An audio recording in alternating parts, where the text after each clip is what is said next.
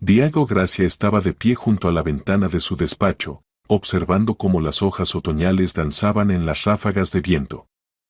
Habían pasado ya 3 meses desde aquel día terrible en que su mundo se derrumbó. 3 meses desde el funeral de Alba, su esposa, una brillante científica genetista, la mujer que había sido el sentido de su existencia. La casa de 500 metros cuadrados ahora parecía un mausoleo. Cada rincón le recordaba a ella, sus orquídeas favoritas en el alféizar del salón, la pila de revistas científicas sobre la mesa antigua, su ropa, que aún colgaba en el armario del dormitorio. Diego, a pesar de su patrimonio de 100 millones de euros, se sentía pobre sin ella. Alba se había suicidado, arrojándose desde el 12º piso del edificio del Instituto de Ingeniería Genética. La versión oficial era cruel en su simplicidad, depresión tras 3 embarazos fallidos, que terminaron con la pérdida de los bebés en etapas avanzadas. El investigador cerró el caso rápidamente, demasiado rápido, pensaba ahora Diego. La carta de despedida, enviada desde su correo electrónico, lo explicaba todo: no veo sentido en seguir viviendo. Perdónenme, pero algo no le daba paz. Alba nunca había sido una mujer débil. Incluso después de cada pérdida de un hijo, encontraba fuerzas para volver al trabajo, a sus investigaciones en el campo de la ingeniería genética. Decía que sus desarrollos se convertirían en un legado que ayudaría a miles de familias a evitar enfermedades hereditarias. El timbre del portero automático interrumpió sus sombríos pensamientos. En el umbral estaba una joven de unos 25 años, con el vientre notablemente redondeado bajo un abrigo gastado. Su cabello oscuro estaba descuidadamente recogido en una coleta, y sus ojos castaños miraban con esperanza y desesperación a la vez. «Buenos días», dijo, tartamudeando ligeramente por los nervios. «Soy Delia. Delia Santa Clara. Vi el anuncio en la agencia de una amiga sobre la búsqueda de empleada doméstica. Necesito mucho este trabajo». Diego estudió su rostro. Había algo sincero en él que le recordó a sí mismo en momentos de desesperación. Entendía lo que significaba necesitar ayuda, una oportunidad. «Pase», dijo, haciéndose a un lado. «Cuénteme sobre usted». Delia entró cautelosamente en el amplio vestíbulo, sus ojos se abrieron ante la magnificencia que veía: suelo de mármol, lámpara de cristal, muebles antiguos. Pero rápidamente devolvió la mirada al dueño de la casa. «Tengo 25 años. Antes trabajaba como limpiadora en un centro de oficinas, pero cuando le dije a la dirección que estaba embarazada, me despidieron». El padre del niño se detuvo, se fue en cuanto se enteró de la noticia. «No tengo familia, no tengo dónde vivir. Alquilo una habitación en un piso compartido, pero pronto no tendré dinero ni para eso». Su voz temblaba, pero se mantenía digna. Diego veía en ella el reflejo de su propia soledad.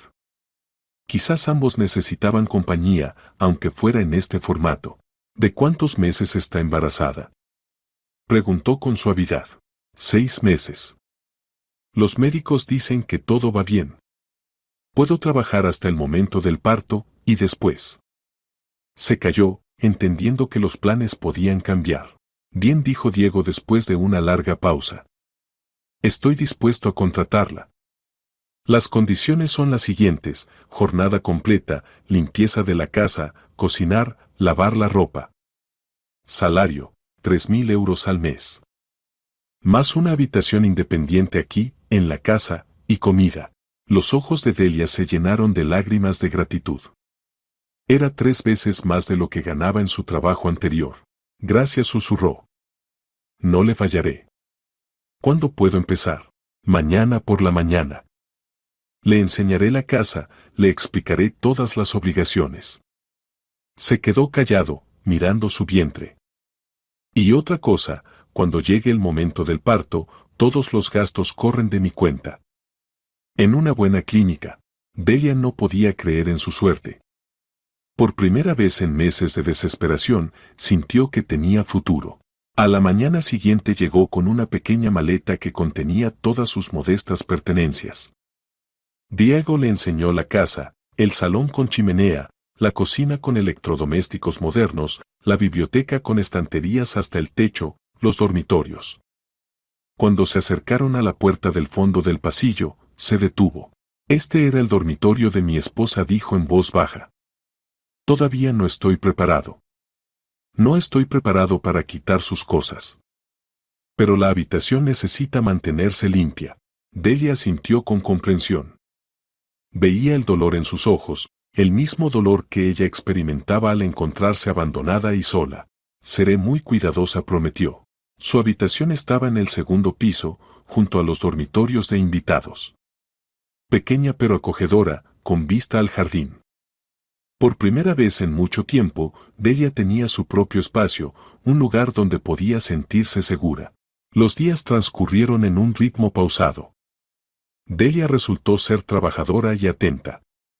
Cocinaba platos sencillos pero sabrosos, mantenía una limpieza perfecta en la casa, lavaba y planchaba con meticulosidad. Diego apenas notaba su presencia, se movía por la casa como una sombra, apareciendo solo cuando era necesario. Pero a veces se sorprendía escuchando el sonido de sus pasos arriba, el canto suave cuando trabajaba en el jardín. Después de meses de silencio absoluto, estos sonidos de vida traían un extraño consuelo. Delia también observaba a su empleador. Era un hombre atractivo de unos 40 años, con rasgos nobles y ojos grises penetrantes. Pero en esos ojos se había instalado una tristeza tal que el corazón se encogía. Veía cómo se sentaba durante horas en el despacho, mirando a un punto fijo, cómo evitaba la habitación de su esposa, cómo se estremecía al escuchar su nombre por televisión en las noticias sobre avances en genética. Gradualmente se estableció entre ellos una relación de respeto mutuo y comprensión. Él siempre le agradecía la comida preparada, preguntaba por su bienestar, se preocupaba por si no le resultaba pesado realizar el trabajo en su estado. Y ella trataba de adivinar sus necesidades, no molestar con preguntas innecesarias, crear en la casa una atmósfera de paz. Pero esa paz era engañosa. Diego no podía olvidar la última conversación con Alba. Estaba agitada, hablaba de algún avance en las investigaciones, de que su trabajo cambiaría el mundo. Y al día siguiente ya no estaba. Por las tardes, cuando Delia subía a su habitación, él se quedaba en el despacho, revisando documentos que la policía había devuelto después de terminar la investigación. Entre ellos estaban las anotaciones de Alba, sus notas científicas, borradores de artículos. Pero él sabía que esto era solo parte de su trabajo. Los desarrollos principales los guardaba en casa, en su despacho. Este es nuestro legado, decía ella. Algún día este trabajo salvará a miles de niños de enfermedades genéticas. Es lo que quedará después de nosotros. Ahora este legado era todo lo que le quedaba de ella. Y haría todo para que su trabajo no cayera en el olvido. Habían pasado 2 semanas desde que Delia se instaló en casa de Diego. Ya se había acostumbrado a la rutina y ya no se sentía extraña en esas paredes espaciosas. El embarazo transcurría bien, el bebé se movía activamente, recordándole su presencia en los momentos más inesperados, y el médico en la última revisión dijo que todo iba según lo previsto. El martes por la mañana Delia decidió hacer una limpieza general en el dormitorio de la difunta Alba. Diego había salido a la ciudad por asuntos y no volvería hasta la tarde. Era un momento apropiado para un trabajo minucioso en la habitación que requería atención especial. El dormitorio impresionaba por su elegancia, cama con cabecero tallado de madera oscura, tocador con espejo en marco de plata, armario de madera de cerezo. En las paredes colgaban fotografías, Alba con su marido en la orilla del mar, en una conferencia científica, en el laboratorio. En todas las fotos se veía feliz, una mujer apasionada por la vida. Delia limpiaba cuidadosamente las superficies, tratando de no alterar la disposición de los objetos personales. En el tocador había frascos de perfumes caros, joyas en una cajita de terciopelo, revistas científicas. Junto a la cama, una pila de libros de genética con marcadores entre las páginas. Cuando se acercó al escritorio junto a la ventana, notó que el cajón superior estaba entreabierto. Dentro había bolígrafos, clips, cuadernos. Delia limpió cuidadosamente el cajón por dentro y entonces algo extraño llamó su atención. En el fondo del cajón, en el rincón más alejado, había una carpeta azul. Parecía como si la hubieran metido allí a toda prisa y se hubieran olvidado de cerrar completamente el cajón. Delia no la tocó, pero memorizó su ubicación. Al día siguiente, durante la limpieza diaria, volvió a entrar en el dormitorio. Y entonces notó que el cajón ahora estaba completamente cerrado. La curiosidad pudo más, lo abrió cuidadosamente y descubrió que la carpeta azul ya no estaba. Era extraño. Diego había dicho que no estaba preparado para revisar las cosas de su esposa. Y ayer estuvo todo el día en casa, trabajando en el despacho. Ella escuchó su voz, hablaba por teléfono con socios comerciales. ¿Acaso había entrado en el dormitorio después de todo? Delia decidió no darle importancia. Quizás se había equivocado, tal vez la carpeta no había estado allí. El embarazo a veces jugaba malas pasadas con la memoria. Pero el jueves por la mañana, limpiando en el despacho de Diego, notó su rostro preocupado. Estaba sentado en la mesa, con algunos documentos extendidos delante, frunciendo el ceño. Delia dijo cuando ella entró con la aspiradora. Dígame, ¿no ha tomado nada del dormitorio de mi esposa? ¿Quizás movió algo de sitio? No, don Diego. Solo quito el polvo y hago limpieza húmeda. No tocó nada innecesariamente. Él asintió, pero la expresión de su rostro siguió tensa. Todo el día estuvo alterado, comió mal, salió varias veces a la terraza con desconcierto. Delia sentía su preocupación, pero no se atrevía a preguntar. El viernes por la noche, cuando ella sirvió la cena, Diego de repente dejó el tenedor y la miró. Delia, me parece que algo ha desaparecido de casa. Más precisamente, del dormitorio de mi esposa. ¿Podría estar más atenta? Si nota algo sospechoso, personas desconocidas cerca de la casa, sonidos extraños por la noche, díganmelo sin falta. Por supuesto, respondió ella, y entonces se decidió. ¿Y qué es exactamente lo que ha desaparecido? Documentos. Desarrollos científicos de mi esposa. Son muy importantes. Delia sintió cómo se aceleraba su pulso. La carpeta azul. La recordaba perfectamente. Don Diego dijo lentamente, ¿esos documentos estaban en una carpeta azul? Él levantó bruscamente la cabeza. ¿La vio? Sí. El martes, cuando limpiaba en el dormitorio. En el cajón superior del escritorio, en el rincón derecho. Y el miércoles ya no estaba. El rostro de Diego palideció. Se levantó de la mesa y caminó por la cocina. ¿Está segura? Absolutamente. Lo recordé bien porque el cajón estaba entreabierto, y normalmente todo en el dormitorio está perfectamente ordenado. Y luego me sorprendí de que el cajón estuviera completamente cerrado. Él se volvió bruscamente hacia ella. ¿A qué hora limpiaba allí? El martes desde las 10 de la mañana hasta las 12 del día. Usted se fue a la ciudad sobre las 9. ¿Y el miércoles? Sobre las 11 de la mañana entré por media hora. Gracias por decírmelo. Esto es realmente importante. Muy importante. ¿Y qué tipo de documentos eran? Se atrevió a preguntar. Diego guardó silencio durante mucho tiempo, mirando por la ventana. Mi esposa era una científica genial, dijo finalmente. Trabajaba en un método para tratar enfermedades hereditarias. Sus investigaciones podrían haber salvado a miles de niños. Esos documentos son el resultado de 15 años de su trabajo. Es su legado. Su voz temblaba por las emociones apenas contenidas. Delia instintivamente puso la mano en su vientre, pensaba en su futuro hijo, en qué felicidad era que estuviera sano. Los encontraremos, dijo en voz baja. Sin duda los encontraremos. Él la miró sorprendido. En su voz sonaba tal convicción, tal determinación, que de repente le resultó más fácil respirar. Sí, dijo. Los encontraremos. Esa misma noche revisó todas las grabaciones de las cámaras de seguridad. Las cámaras exteriores mostraban territorio vacío, nadie se había acercado a la casa. Pero la grabación de la cámara del vestíbulo lo dejó atónito. El miércoles, a las 2 de la madrugada, por la escalera subía una figura oscura con capucha. La persona se movía con confianza, como si conociera bien la casa. Fue directamente al dormitorio de Alba y salió de allí 10 minutos después.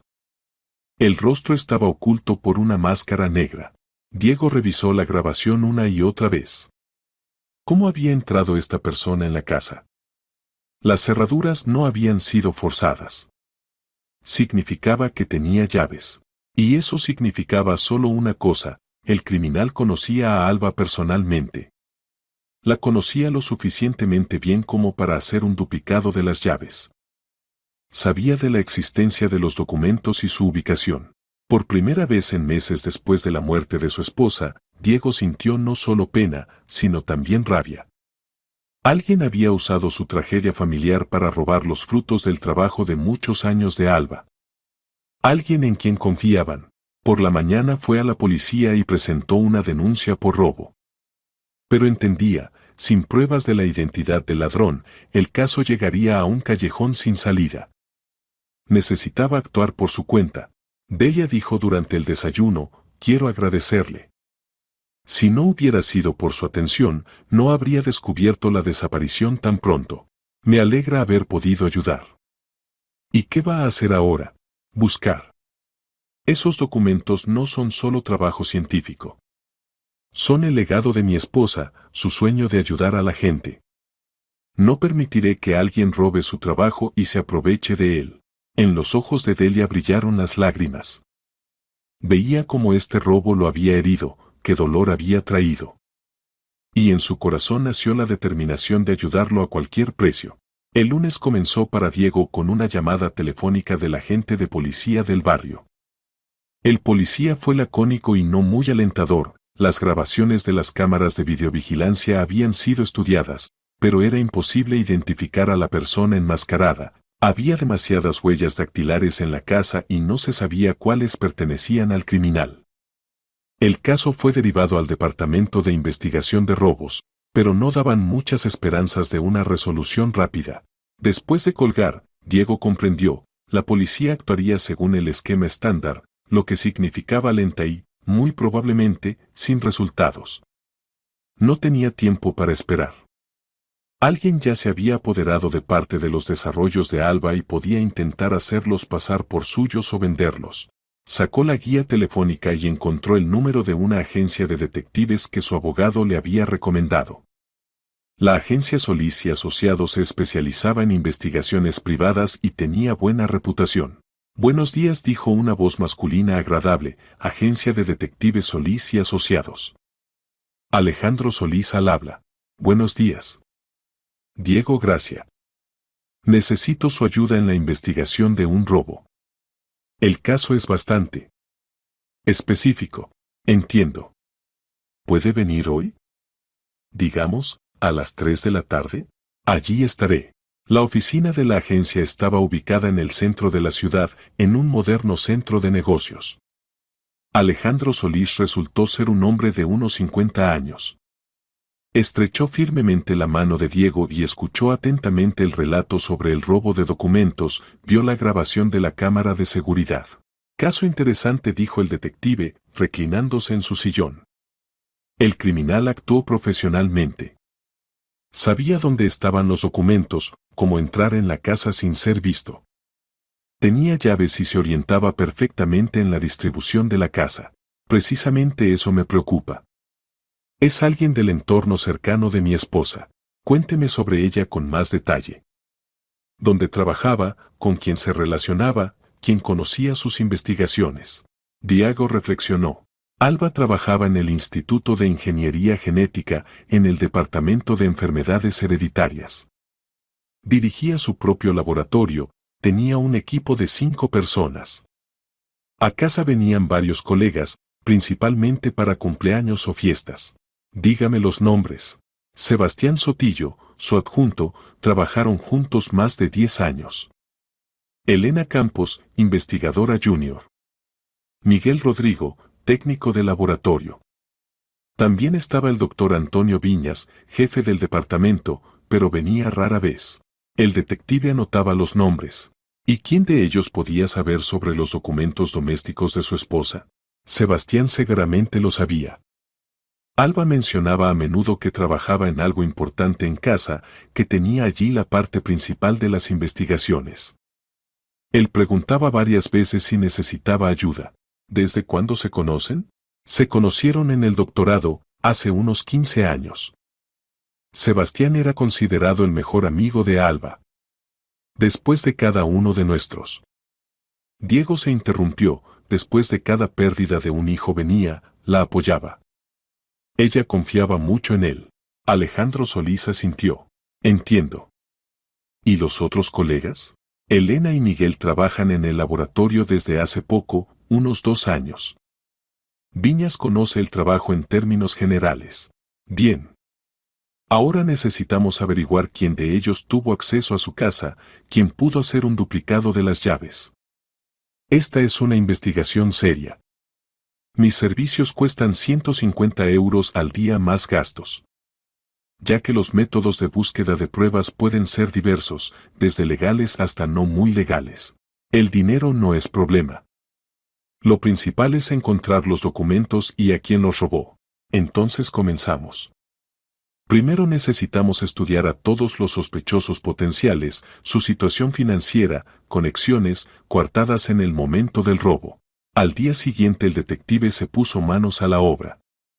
Comenzó por el Instituto de Ingeniería Genética, presentándose como periodista que escribía un artículo sobre el trabajo de Alba Gracia. Los colegas de la difunta compartían gustosamente sus recuerdos. Elena Campos, una mujer joven de cabello rubio corto, hablaba de los logros científicos de Alba con admiración genuina. Era un genio. Su método de determinación de mutaciones genéticas podría haber producido una revolución en la medicina. Todos sabíamos que trabajaba en algo especial en casa. Sebastián decía que Alba estaba cerca del gran avance. ¿Y cómo reaccionaba el propio Sotillo ante su trabajo? La apoyaba mucho. Es su mejor amigo, se conocen desde el instituto. Siempre ayudaba, consultaba con ella sobre sus proyectos. Miguel Rodrigo, técnico de laboratorio de mediana edad, fue más reservado. Alba era una buena jefa. Estricta, pero justa. En cuanto a sus investigaciones domésticas, nosotros, los empleados ordinarios, no sabíamos casi nada de eso. Sebastián estaba al tanto, los demás no. Se empezaba a formar un cuadro interesante. El detective decidió hablar con el propio Sotillo, pero no estaba en su lugar, había viajado en comisión de servicio a Alemania para una conferencia científica. Mientras tanto, Diego en casa trataba de reconstruir el cuadro de los últimos meses de vida de Alba. Revisaba sus anotaciones, diarios, trataba de entender qué exactamente había en los documentos robados. Delia dijo durante la cena, ¿mi esposa no dejó algunas notas en el dormitorio? ¿Tal vez marcadores con anotaciones en los libros? Vi varios cuadernos con fórmulas, respondió ella. Están en la mesita junto a la cama. ¿Quiere que se los traiga? Sí, por favor. Delia trajo 3 pequeños cuadernos. Diego abrió el primero y vio la letra familiar de su esposa, pequeña, cuidadosa. Las páginas estaban llenas de fórmulas, esquemas, tablas. La mayoría de las anotaciones le resultaban incomprensibles, pero una frase llamó su atención, S. Sospecha. Hay que ser más cuidadosa. Trasladar los datos principales a casa. S. Es Sebastián, susurró Diego. ¿Qué? Delia levantó la cabeza de su plato. Mi esposa escribía sobre alguien llamado S. Decía que sospechaba algo. Pasó varias páginas más y encontró otra anotación, S. Se interesa demasiado por mis investigaciones domésticas. Ayer preguntó si podía ver los borradores. Le dije que no estaban listos. Presiento algo malo. El corazón de Diego comenzó a latir más rápido. Alba sospechaba de Sebastián en algo malo ya en vida. Significaba que su amistad no era tan idílica como parecía. Delia, llame al detective Solís. Dígale que tengo información importante. En una hora Alejandro Solís estaba sentado en el despacho de Diego, estudiando los cuadernos de Alba. Esto cambia el caso, dijo. Su esposa no confiaba en Sotillo en los últimos tiempos. Y ahora él es el único que sabía sobre los documentos domésticos. Demasiadas coincidencias. ¿Qué propone hacer? Necesitamos verificar su coartada para el día del robo. Afirma que se fue en comisión de servicio a Alemania el lunes por la mañana. Pero el robo ocurrió el miércoles por la noche. Técnicamente pudo haber regresado. ¿Y cómo verificarlo? Tengo contactos en el aeropuerto. Averiguaremos cuándo exactamente voló y si hubo vuelos de regreso. El detective se fue, y Diego se quedó a solas con pensamientos inquietantes. Sebastián. La persona que Alba consideraba su mejor amigo y colega. Que los apoyó durante las pérdidas de los hijos. Que conocía todos sus secretos familiares. Don Diego dijo cuidadosamente Delia, entrando con té, ¿y si este Sebastián no solo robó los documentos? ¿Qué quiere decir? Bueno. ¿Y si de alguna manera está relacionado con la muerte de su esposa? Diego levantó bruscamente la cabeza. Este pensamiento ya había pasado por su conciencia, pero lo rechazaba como demasiado terrible. La policía dijo que fue suicidio. Está su carta de despedida. ¿Y usted la vio? La carta, quiero decir. Sí, el investigador me la mostró. Fue enviada desde su computadora de trabajo en el instituto. Pero alguien más pudo enviarla, insistió Delia. El mismo Sebastián. Trabajaba con ella, seguramente conocía sus contraseñas. Diego se levantó y se acercó a la ventana. En la calle comenzaba a llover, las gotas corrían por el cristal como lágrimas. ¿Cree que la mataron? Creo que vale la pena considerar esta posibilidad. Especialmente si la persona de la que sospechaba ahora robó sus documentos. Esa noche Diego no pudo dormir. Releía los cuadernos de su esposa, buscando nuevas pistas. Y en el tercer cuaderno encontró una anotación que lo hizo palidecer. Oyese. Propuso encontrarnos mañana, en mi despacho. Dijo que quería discutir nuestro proyecto conjunto. Pero no tenemos ningún proyecto conjunto. Temo que esté tramando algo. Esta era la última anotación. Fechada el día antes de la muerte de Alba. Por la mañana llamó al detective y le leyó la anotación encontrada. Vaya. Exclamó Solís. Creo que es hora de acudir a la policía. Ya no es solo un robo, es un posible asesinato. ¿Y tenemos pruebas? Por ahora solo circunstanciales. Pero cada vez hay más. Por cierto, verifiqué los vuelos de Sotillo. Realmente voló a Alemania el lunes, pero hay una rareza, regresó ya el miércoles por la tarde, aunque la conferencia continuaba hasta el viernes. ¿O sea que estaba en la ciudad la noche del robo? Exactamente. La razón oficial del regreso fue la enfermedad repentina de la madre. Pero verifiqué, su madre murió hace 5 años. Diego sintió como todo se helaba por dentro. Sebastián había mentido sobre la razón del regreso. Significaba que tenía otros planes para esa noche. ¿Qué sigue? Vamos a la policía. Con estos datos están obligados a reabrir la investigación de la muerte de su esposa. El investigador Andrés Coloma, que había investigado el caso del suicidio de Alba Gracia, era un funcionario experimentado. En 20 años de trabajo en las fuerzas del orden había visto de todo, y el caso de Alba no le había parecido algo inusual. Depresión, embarazos fallidos, presión del trabajo, cuadro típico para suicidio. Pero cuando a su despacho entraron el viudo con un detective privado y pusieron sobre la mesa nuevas pruebas, Coloma comprendió, el caso tendría que ser reconsiderado. ¿Así que afirman que Sotillo pudo matar a su esposa? Aclaró, estudiando los cuadernos de Alba. Sí, respondió Diego. Y robar sus desarrollos científicos. Tenía motivo, oportunidad y una coartada que no resiste verificación. Bien. Estoy dispuesto a reabrir la investigación. Pero necesitamos pruebas más sólidas.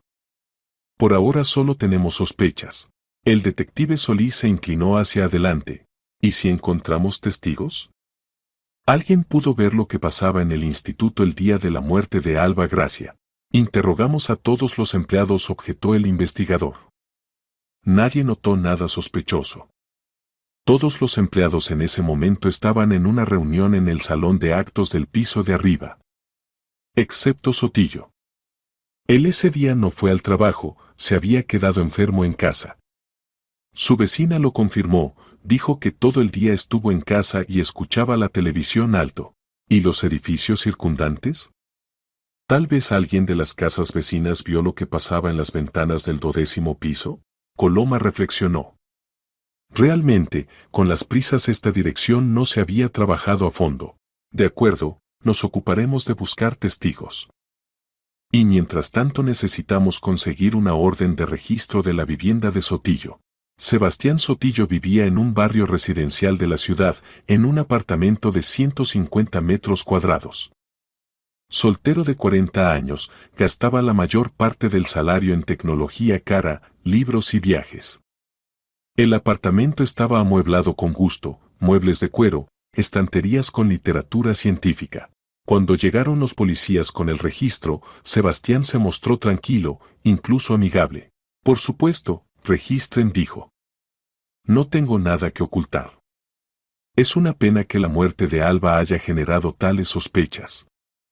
Éramos los mejores amigos. El detective Solís estuvo presente durante el registro y observó atentamente su comportamiento. Sotillo parecía sincero, pero el investigador experimentado sabía, los mejores criminales siempre son buenos actores. El registro continuó 3 horas. En el despacho encontraron muchos documentos científicos, pero entre ellos no había nada que perteneciera a Alba. Solís ya comenzaba a dudar de la corrección de las sospechas cuando uno de los agentes lo llamó desde el dormitorio. Alejandro, mire esto. En el armario, bajo una pila de ropa de cama, yacía una carpeta azul. Exactamente igual que la que había descrito Delia. ¿Qué es esto?, preguntó el investigador Coloma a Sotillo. El rostro del científico palideció de repente. Documentos. Soy científico. Pero su voz temblaba. Solís abrió la carpeta y vio documentos con el título Metodología de Determinación de Mutaciones Genéticas. Sistema de Detección Temprana de Enfermedades Hereditarias. En la esquina estaba la firma, A. Gracia.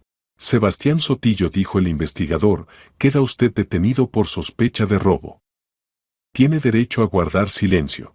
Sotillo se volvió bruscamente. Esperen. Es un malentendido. Alba me dio esos documentos antes de morir. Me pidió que los conservara. Entonces, ¿por qué no lo dijo inmediatamente?, preguntó Solís. ¿Y por qué mintió sobre la enfermedad de su madre, que murió hace mucho, para regresar de la comisión de servicio? Sotillo comprendió que había caído en una trampa. Su historia se desmoronaba. Yo puedo explicarlo todo, murmuró. Explíquelo, sin duda, dijo fríamente el investigador. En comisaría. Mientras interrogaban a Sebastián, el detective Solís comenzó la búsqueda de testigos. El Instituto de Ingeniería Genética estaba ubicado en el centro comercial de la ciudad, rodeado por todos lados de edificios altos. Había que verificar cada ventana que diera al 12º piso del instituto. Era un trabajo meticuloso. La mayoría de los apartamentos en horario laboral estaban vacíos, y quienes estaban en casa en el momento de la tragedia no notaron nada. Pero en la casa de enfrente, en el 17º piso, el detective tuvo suerte. El apartamento resultó ser de alquiler, y la dueña dio el teléfono de las personas que lo alquilaban ese día. Sí, estuvimos allí, dijo una chica llamada Irene cuando Solís la llamó. Pero no podemos ser testigos. ¿Por qué? Es complicado. No queremos aparecer en público. Solís comprendió, la chica tenía una aventura con un hombre casado, y se encontraban en el apartamento alquilado. Historia usual, pero en este caso podía convertirse en la clave para resolver el crimen. Irene dijo suavemente, entiendo su situación. Pero se trata de un asesinato. Una mujer murió, y el asesino puede quedar en libertad. ¿De verdad sus problemas personales son más importantes que la justicia? Larga pausa. Luego la chica preguntó en voz baja, ¿nuestros nombres necesariamente se harán públicos? Trataremos de reducir la publicidad al mínimo. Pero si el caso llega a juicio, pueden llamarlos como testigos. Otra pausa. De acuerdo, dijo Irene finalmente. Nos encontraremos mañana. Pero primero debo hablar con mi hombre. Al día siguiente Solís se encontró con la pareja en un café del centro de la ciudad. Irene resultó ser una mujer de unos 30 años, hermosa y elegante. Su acompañante, Valerio, era mayor, de unos 45 años, con anillo de casado en el dedo. Estuvimos en el apartamento desde las 2 hasta las 5 de la tarde, comenzó a relatar Irene, evidentemente nerviosa. Desde la ventana se ve bien el edificio del instituto. Valerio fumaba en el balcón, y yo decidí grabarlo en video con el teléfono. Así, como recuerdo. ¿Y qué vieron? En un momento dirigí la cámara hacia las ventanas del instituto. Y entonces. Se interrumpió. Entonces vi que en el 12º piso en una de las ventanas pasaba algo extraño. ¿Qué exactamente? Había 2 personas. Un hombre y una mujer. Hablaban de algo, luego el hombre agarró a la mujer por las manos. Y después. La voz de la chica temblaba, después la empujó hacia la ventana. Solís sintió cómo se aceleraba el pulso. ¿Vieron el rostro del hombre? No muy bien, la distancia es grande. Pero era alto, de traje oscuro. ¿Y la mujer? Cabello largo oscuro, blusa clara. Resistía, trataba de soltarse. ¿Conservaron esta grabación de video? Irene sacó el teléfono. Sí. Quería borrarla, pero no pude. Todo el tiempo pensaba en esa mujer. El video era borroso por la gran distancia, pero realmente se podían distinguir 2 figuras en la ventana. El hombre agarra a la mujer, ocurre una lucha, y luego se abre la ventana y la mujer cae de ella. Es un asesinato, susurró Valerio. Vimos un asesinato. ¿Por qué no acudieron inmediatamente a la policía? Preguntó el detective. Nos asustamos, confesó Irene. Comprendimos que habíamos sido testigos de un crimen, pero temíamos que nuestra aventura se hiciera pública. Valerio tiene esposa, hijos. ¿Y ahora están dispuestos a dar testimonio? Se miraron. Sí, dijo Irene firmemente. Esa mujer merece justicia. Con esta grabación de video Solís inmediatamente se dirigió a comisaría. El investigador Coloma estudió el video con un experto criminalista. La calidad no es la mejor, dijo el experto, pero algo se puede distinguir. Altura aproximada del hombre, complexión. Y lo principal, se ve que realmente empujaron a la mujer. ¿Es suficiente para acusar a Sotillo? En conjunto con otras pruebas, sí. Mientras tanto, Sebastián Sotillo había pasado en la celda de detención preventiva ya un día. La seguridad inicial lo había abandonado. Comprendía, las pruebas contra él se acumulaban y negarse era inútil. Cuando el investigador le mostró la grabación de video, Sotillo se rindió definitivamente. Bien, dijo en voz baja. Contaré la verdad. Pero no fue un asesinato premeditado. Todo ocurrió espontáneamente. Cuente. Conocía las investigaciones domésticas de Alba desde hacía tiempo. Trabajaba en un método revolucionario de tratamiento de enfermedades genéticas. Era un trabajo para el premio Nobel, ¿entienden? Y yo. Yo toda la vida había estado en su sombra. Ella era un genio, y yo solo un buen ejecutor. Sotillo cayó, ordenando sus pensamientos. Continue, lo animó el investigador. Alba comenzó a sospechar que yo me interesaba demasiado por su trabajo. Empezó a ocultarme detalles. Y yo comprendía, si publicaba los resultados, entraría en la historia de la ciencia.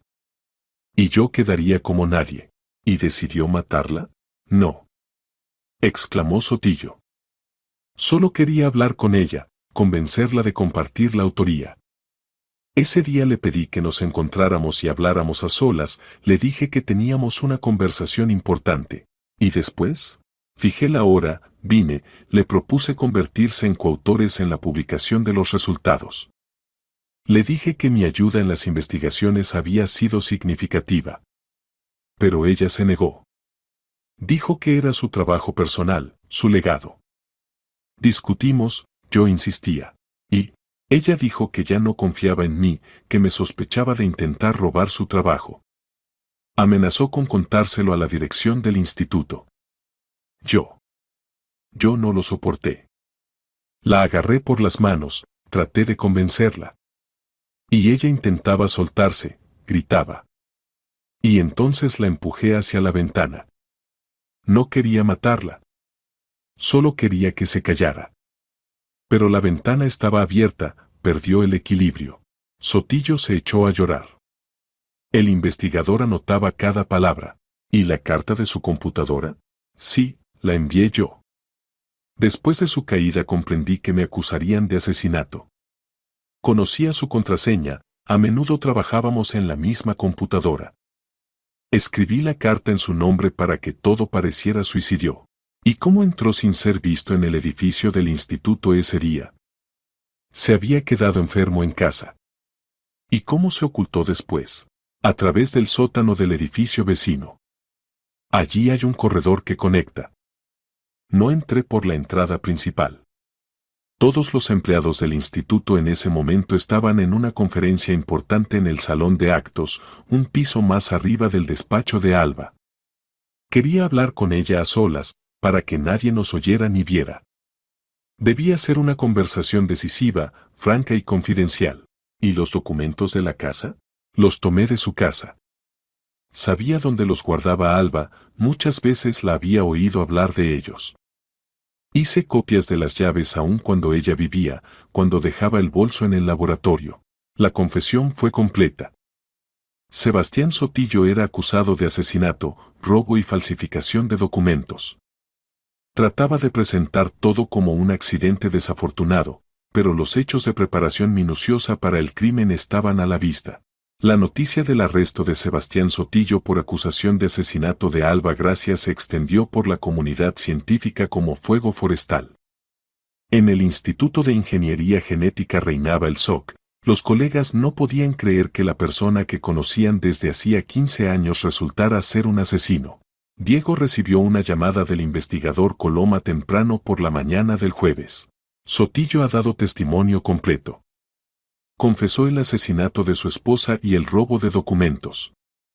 El caso será enviado a juicio en un mes. Después de colgar, Diego sintió un extraño vacío. Había buscado tanto tiempo la verdad, había querido tanto la justicia, y ahora que se había hecho, solo sentía cansancio. Alba no volvería. Su asesino fue encontrado, pero el dolor de la pérdida no desaparecía a ninguna parte. Delia la llamó, oyendo sus pasos en la escalera.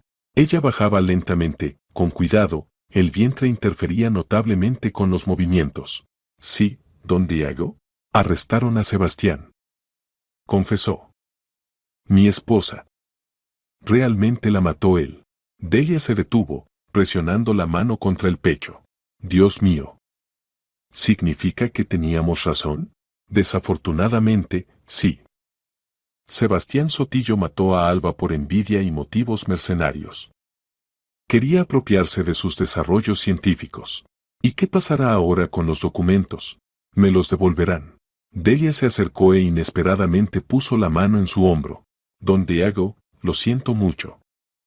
Entiendo lo doloroso que es saber que a una persona querida la traicionó a alguien en quien confiaba. Él la miró sorprendido. En los meses de vida en común, Delia nunca se había permitido tal cercanía. Siempre mantenía la distancia, recordando su posición de empleada doméstica. Pero ahora en sus ojos veía compasión sincera, comprensión. Gracias, dijo en voz baja. Si no hubiera sido por usted, si no hubiera sido por su atención, la verdad habría permanecido oculta. Solo hacía mi trabajo. No, fue más que trabajo. Me ayudó a encontrar justicia para mi esposa. En ese momento pasó entre ellos algún hilo especial de comprensión. Dos personas solas, que la vida unió en un momento difícil, y que se ayudaron mutuamente a resistir. Delia, dijo Diego después de una pausa, quiero que sepa, pase lo que pase después, usted siempre tendrá aquí un hogar. Y trabajo. Y apoyo. Sus ojos se llenaron de lágrimas. Usted es una persona muy buena. Su esposa probablemente fue feliz con usted. Espero que sí. Y ahora quiero hacer que su trabajo no se pierda. Sus investigaciones deben ayudar a la gente, precisamente eso quería ella. Al día siguiente Diego se reunió con el abogado para discutir el futuro destino del legado científico de Alba. Los documentos robados por Sotillo constituían solo parte de su trabajo, los demás materiales se guardaban en la caja fuerte doméstica. ¿Qué planea hacer con ellos?, preguntó el abogado. Venderlos a alguna compañía médica grande que pueda llevar las investigaciones hasta el final e implementar la metodología de tratamiento. Alba soñaba con ayudar a niños con enfermedades hereditarias. Esta oportunidad no se puede perder. Tengo contactos en la compañía Genogen. Se especializan precisamente en terapia génica y están dispuestos a pagar buen dinero por desarrollos prometedores. Las negociaciones con Genogen comenzaron una semana después. Los representantes de la compañía, después de estudiar los documentos de Alba, quedaron impresionados por la escala y el significado de su trabajo. Su esposa estaba al borde de un descubrimiento revolucionario, dijo el doctor Pablo Crisanto, científico principal de la compañía. Su metodología podría haber salvado a miles de niños de enfermedades hereditarias graves. ¿Cuánto están dispuestos a pagar?, preguntó el abogado de Diego. 300.000 euros. Más un porcentaje de las futuras ventas de medicamentos creados basándose en sus investigaciones. Era mucho dinero. Pero para Diego lo principal no era la riqueza, sino la posibilidad de hacer realidad el sueño de su esposa. Con los fondos obtenidos pensaba crear en su honor una fundación científica de apoyo a jóvenes científicos que trabajaran en el campo de la genética. Mientras tanto, el proceso contra Sebastián Sotillo ganaba impulso.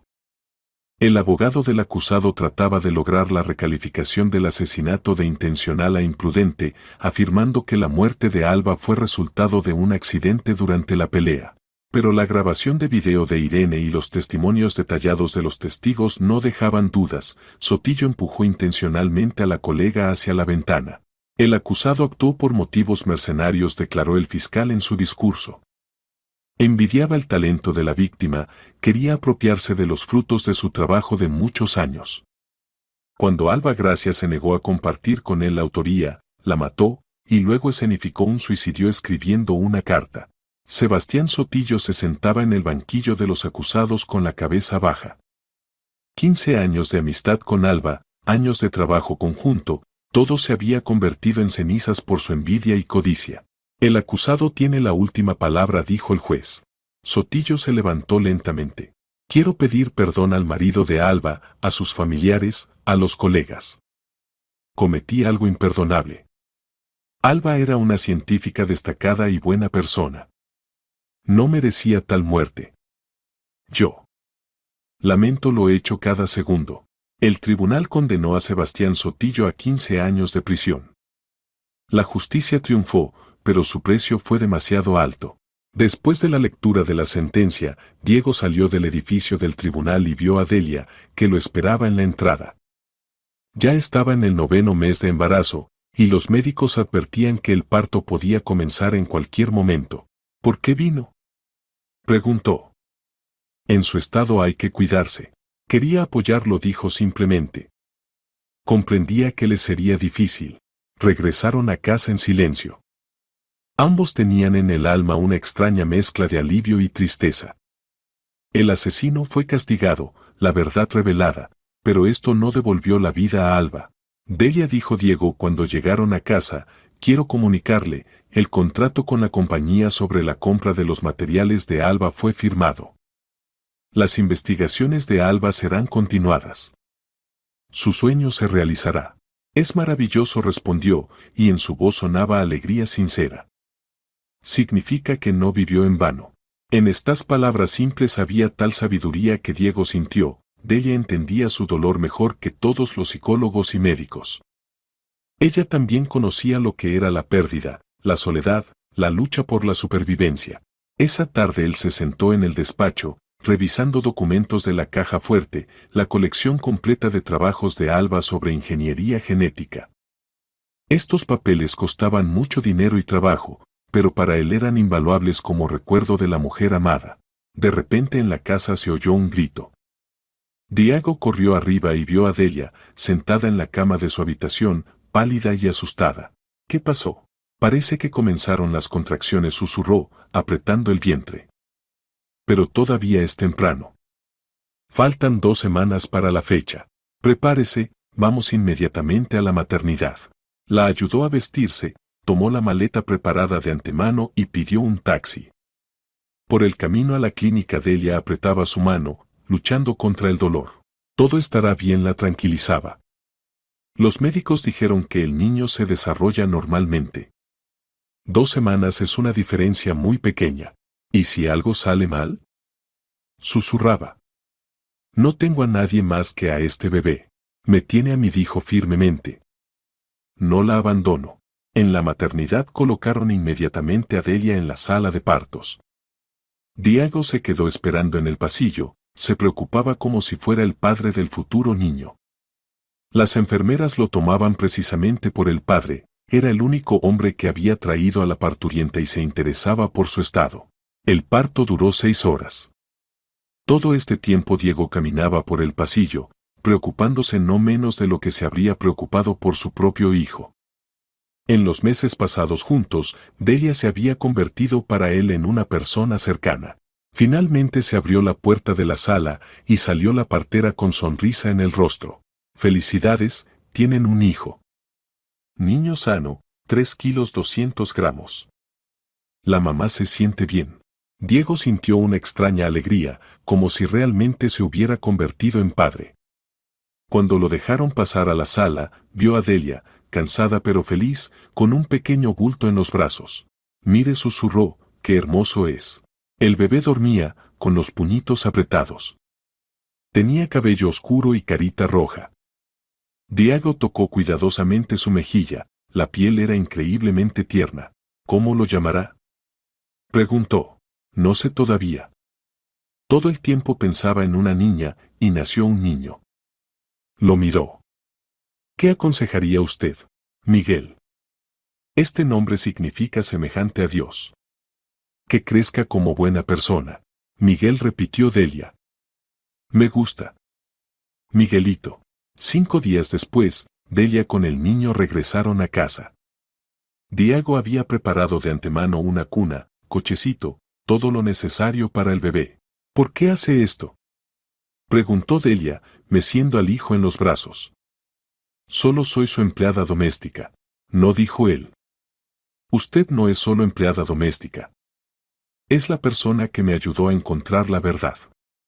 La persona que trajo vida a esta casa después de largos meses de silencio mortal.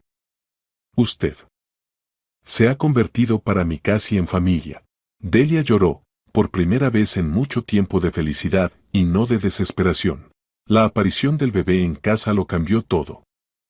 Donde antes reinaba el silencio del duelo, ahora sonaban llanto infantil, risa de Delia, canciones de cuna.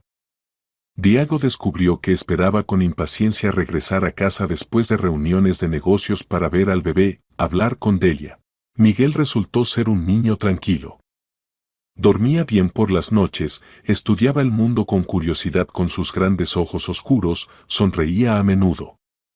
Delia era una madre ejemplar, atenta, paciente, tierna.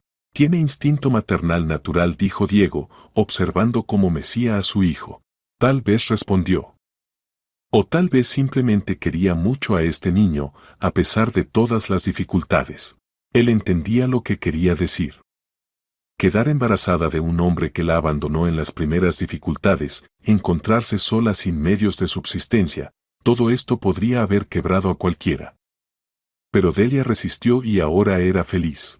Gradualmente se establecieron entre ellos relaciones que era difícil definir con una palabra.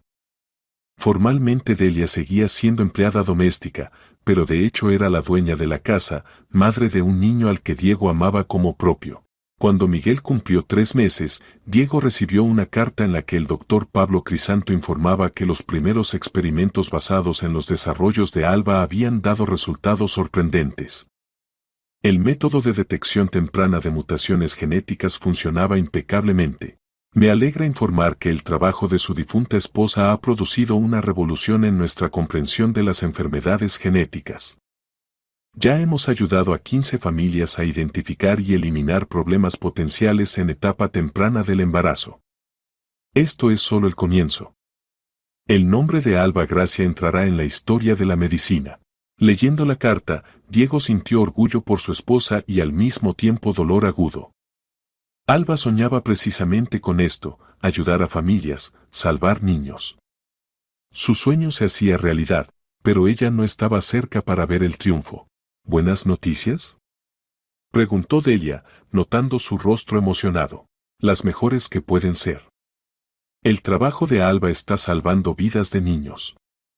Lo que soñó toda su vida se está haciendo realidad. Ella habría sido feliz, dijo en voz baja Delia. Sí. ¿Y sabe qué, Delia? Creo que habría sido feliz de que nosotros, de que tuviéramos tales relaciones. No le gustaba la soledad, siempre decía que la casa debe estar llena de vida y risa. Delia se ruborizó.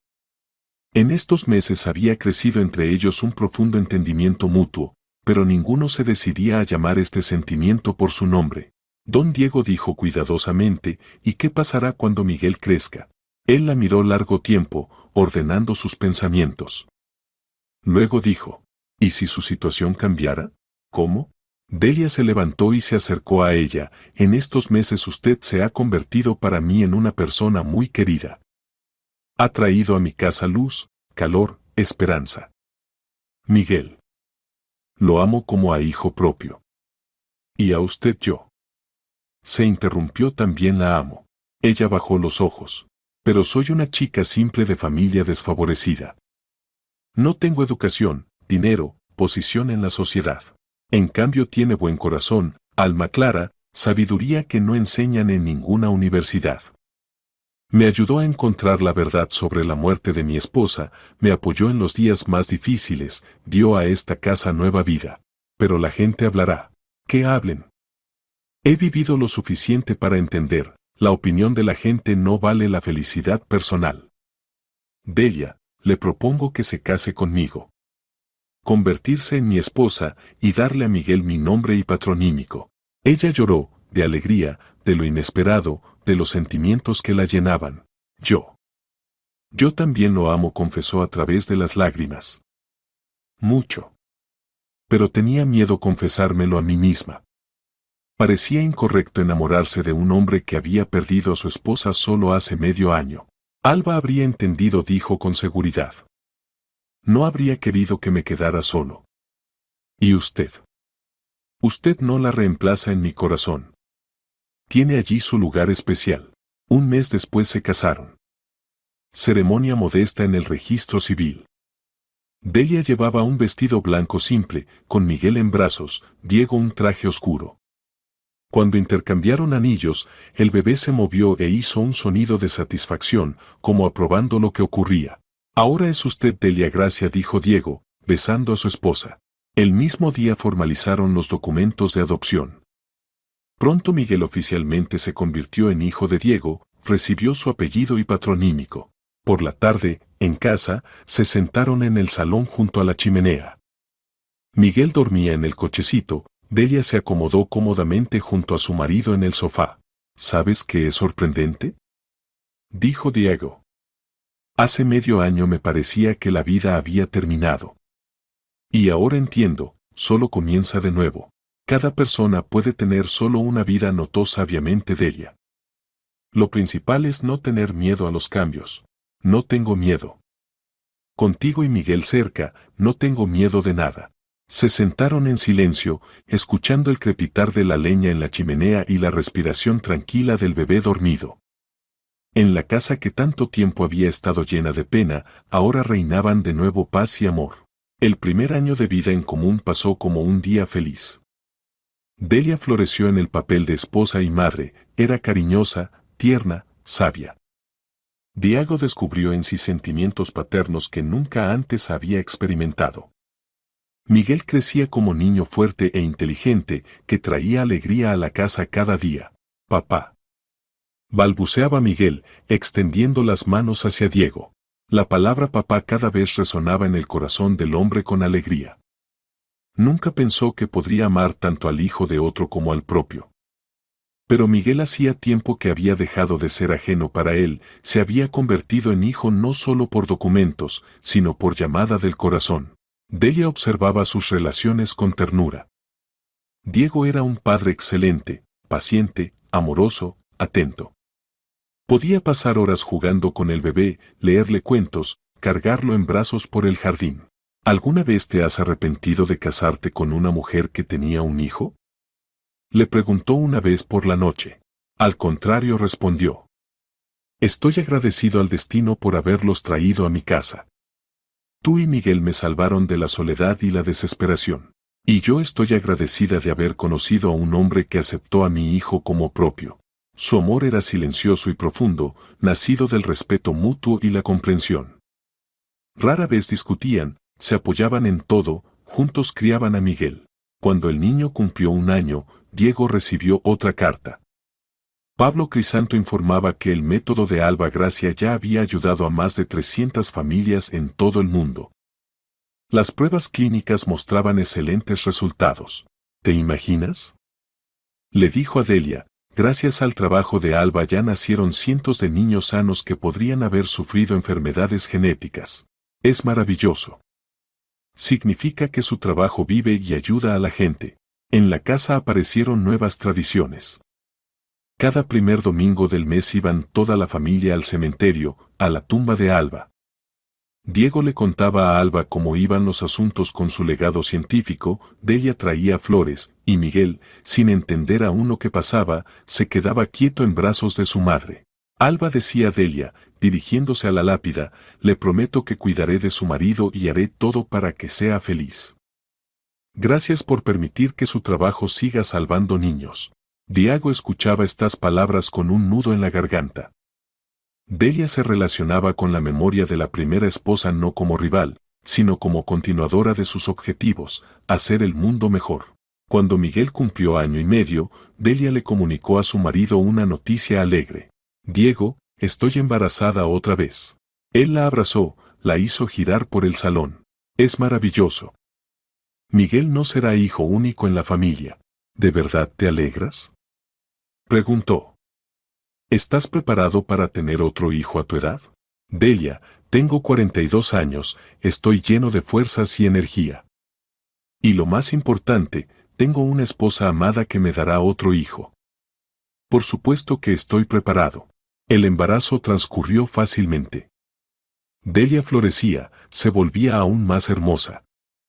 Miguel, aunque no entendía completamente lo que pasaba, sentía la atmósfera especial en la casa y también se alegraba. Pronto tendrás un hermanito o hermanita, le explicaba Diego. Vive en la barriguita de mamá. El niño asentía y se acercaba al vientre de Delia, como tratando de hablar con el bebé aún no nacido. El parto fue fácil. Nació una niña, diminuta, con cabello oscuro y esponjoso y ojos grises parecidos a los del padre.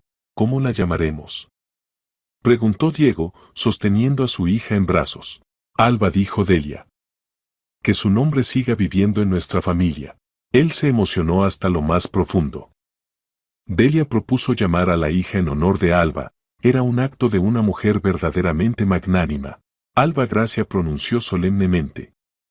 Bienvenida a nuestro mundo, pequeña. Ahora en la casa había 2 niños. Miguel, que ya tenía 2 años y medio, con aire serio ayudaba a cuidar a la hermana, traía biberones, pañales, juguetes. Mamá, Alba está llorando, informaba cuando la bebé se despertaba. Gracias, Miguelito. Eres muy buen hermano mayor.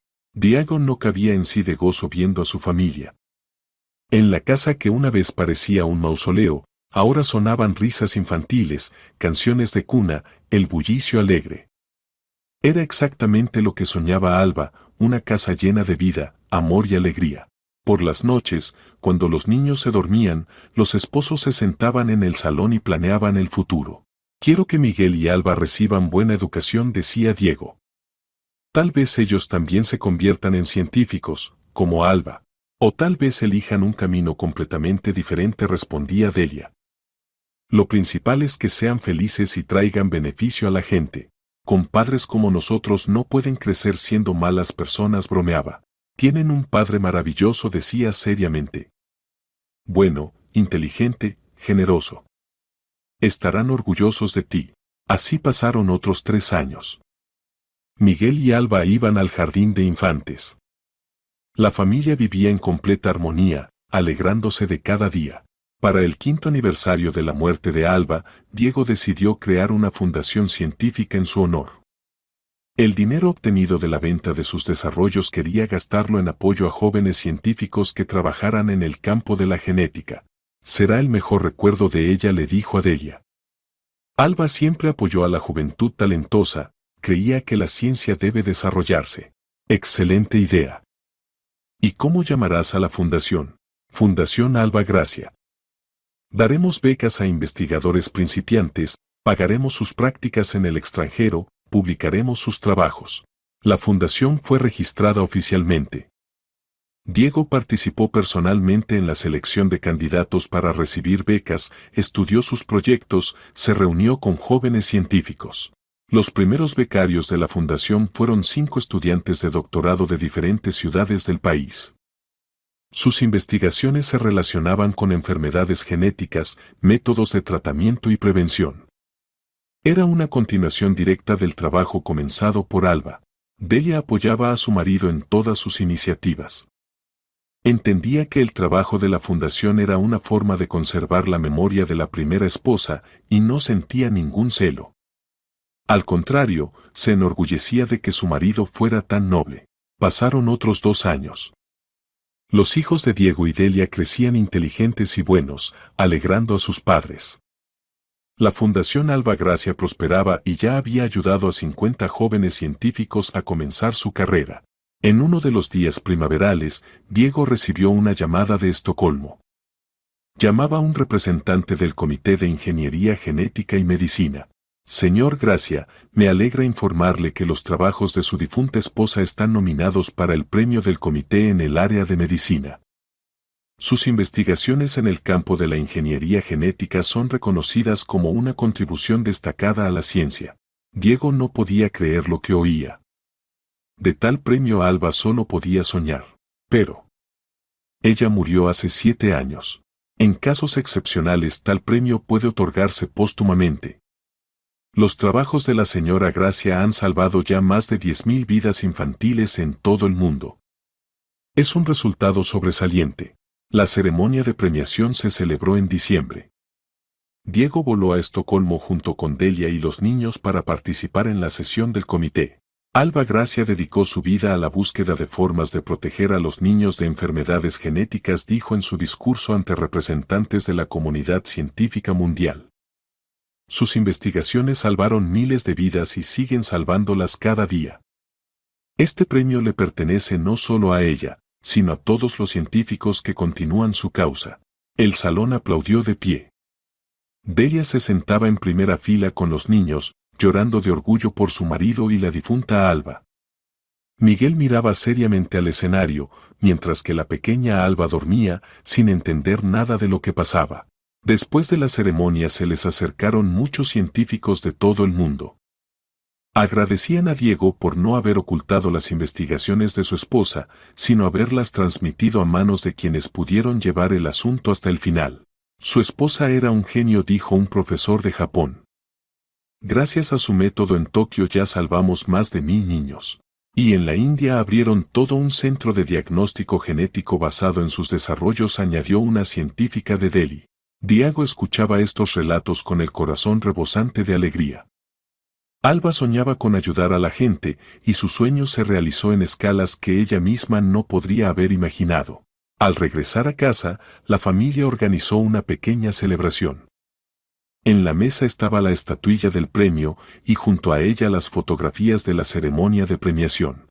«Mamá, ¿y la tía Alba ahora es la más famosa?», preguntó Miguel. «Sí, hijo.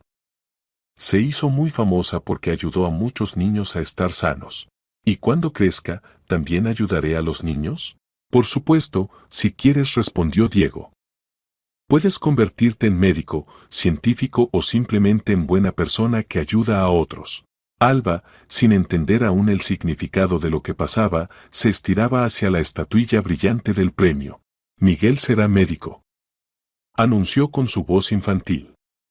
Y yo seré. Seré. Mamá. Todos se rieron. En la lógica infantil de Alba, ser mamá era la profesión más importante del mundo.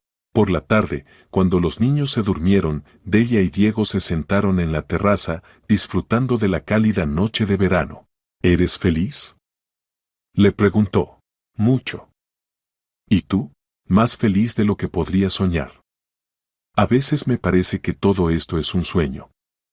No hace mucho era nadie, una chica embarazada sin medios de subsistencia. Y ahora eres esposa, madre de 2 hijos maravillosos y la mujer más querida para mí en el mundo. Tú cambiaste mi vida, Diego. Me diste casa, familia, amor.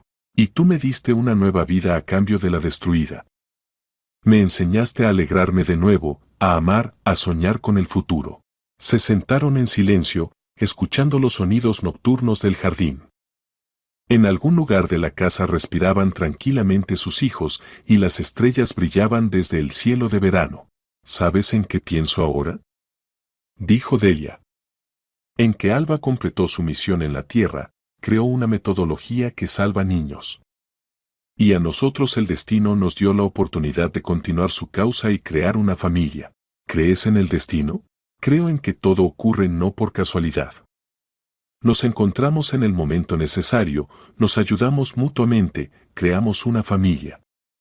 Alba ayuda a los niños a través de sus investigaciones y nosotros ayudamos a través de la fundación en su nombre.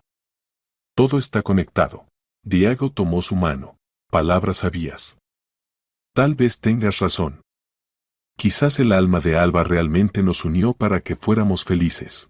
Y para que su causa viviera y prosperara. Otros 3 años después ocurrió otro evento importante en la vida de la familia Gracia. Miguel, que había cumplido 10 años, se interesó seriamente por la ciencia. Leía libros de biología, realizaba experimentos simples, soñaba con convertirse en científico como la tía Alba. «Papá, ¿puedo ir al laboratorio que lleva su nombre?», pidió. «Por supuesto, hijo. Me pondré de acuerdo con la dirección». La excursión al Instituto de Ingeniería Genética causó una impresión enorme en el niño. Contempló con entusiasmo microscopios, tubos de ensayo, aparatos complejos. El jefe del laboratorio, Dr. Viñas, le contó sobre el trabajo de Alba Gracia. «Tu tía Alba era una científica destacada», le dijo a Miguel. «Gracias a sus descubrimientos ahora podemos predecir y prevenir muchas enfermedades en niños incluso antes de su nacimiento. ¿Y yo podré trabajar así también? Si estudias bien y te conviertes en genetista, sin duda podrás». De camino a casa Miguel estuvo inusualmente serio. Papá dijo, «Quiero estudiar genética. Quiero ayudar a los niños, como la tía Alba». «Entonces necesitas terminar excelentemente el colegio, ingresar a la universidad en la Facultad de Biología. Es un camino largo y difícil. ¿Y me ayudarán mamá y tú?». «Por supuesto que te ayudaré. Y mamá también te ayudará». Delia escuchaba su conversación con ternura. Su hijo había elegido un objetivo noble en la vida, continuar el trabajo de la mujer a quien nunca vio, pero a quien respetaba y veneraba. Alba ya había crecido y también se había decidido por su sueño. «Y yo seré médico para bebés. Los curaré para que no lloren». «Pediatra», corrigió el padre. «Sí, pediatra». Diego miraba a sus hijos con orgullo. Habían crecido como personas buenas, inteligentes, sensibles. Era el mejor legado que podían recibir. Esa noche, cuando los niños se acostaron, Delia y Diego se sentaron en el despacho. «Diego», dijo Delia, «quiero decirte algo importante. Estos años contigo han sido los más felices de mi vida. Me diste todo, amor, familia, hogar, confianza en el mañana. Y tú me diste una nueva vida cuando parecía que había terminado. ¿Recuerdas aquel día cuando te dije sobre los documentos desaparecidos?». «Por supuesto que lo recuerdo. Fue el momento decisivo. Entonces no podría ni pensar que nos convertiríamos en familia. Pero ahora entiendo, todo estaba predeterminado. Debía venir a esta casa, notar la desaparición, ayudar a encontrar al asesino. Y debíamos enamorarnos. ¿Sabes qué es sorprendente?», dijo Diego. «Con Alba tuve felicidad, pero diferente. Y contigo tengo felicidad madura, tranquila, basada en profunda comprensión y respeto. Y esto no es peor. Es simplemente diferente. Y estoy agradecido al destino por ambas felicidades. En el rincón del despacho hacían tic-tac silenciosamente un reloj antiguo, regalo de Alba para su 10º aniversario de boda. El tiempo pasaba, la vida cambiaba, pero el amor permanecía eterno, simplemente tomaba formas diferentes. Esa noche Diego no pudo dormir durante mucho tiempo. Pensaba en los extraños giros del destino, en cómo la tragedia se convirtió en felicidad, cómo la muerte dio origen a nueva vida. Una vez había perdido a su esposa amada, pero encontró nuevo amor. Alba no pudo convertirse en madre de sus hijos, pero su legado científico salvó a miles de otros niños. La vida escribía un argumento complejo, lleno de dramas y giros inesperados. Pero al final todo llegaba al equilibrio, a la justicia, al amor. Por la mañana Diego despertó por la risa infantil. Miguel y Alba jugaban en el jardín bajo la ventana y Delia preparaba el desayuno en la cocina. El sol brillaba en las ventanas, los pájaros cantaban en los manzanos florecidos. Se levantó, se vistió y bajó con su familia. Abrazó a su esposa, besó a los niños, se sentó a la mesa. ¿Qué planes para hoy?, preguntó Delia. Primero iremos al instituto, allí inauguran un nuevo laboratorio. ¿Y después? Y después regresaremos a casa y seguiremos viviendo. Amarnos, criar a los hijos, ayudar a la gente. Vivir una vida plena, rica, útil. Delia sonrió. Suena como un plan para toda la vida. Exactamente así. Un plan para toda la vida. Fuera de la ventana cantaban los pájaros, en el jardín florecían las rosas plantadas una vez por Alba. Los niños reían construyendo un castillo de arena. Y en la casa que una vez pareció un mausoleo reinaban el amor, la comprensión y la esperanza en un futuro hermoso. La historia que comenzó con tragedia y crimen terminó con el triunfo de la justicia y la bondad humana. El legado genético de Alba Gracia siguió salvando vidas infantiles en todo el mundo, y su legado espiritual el amor a las personas, el deseo de ayudar, la fe en la ciencia se transmitía a la nueva generación a través de su marido y su nueva familia. Y muchos años después de la muerte de Alba Gracia, en centros médicos de todo el mundo se utilizaban metodologías creadas basándose en sus investigaciones. Millones de niños nacieron sanos gracias al diagnóstico genético temprano desarrollado por la mujer genial. En su tumba siempre había flores frescas. Las traían Diego con Delia, sus hijos, nietos, colegas científicos, padres de niños salvados. Su legado resultó ser verdaderamente genial, no solo en el sentido científico, sino también humano. La bondad, el deseo de ayudar al prójimo, la fe en lo mejor se transmitían de generación en generación en la familia Gracia, como el gen más valioso que determina el carácter del ser humano.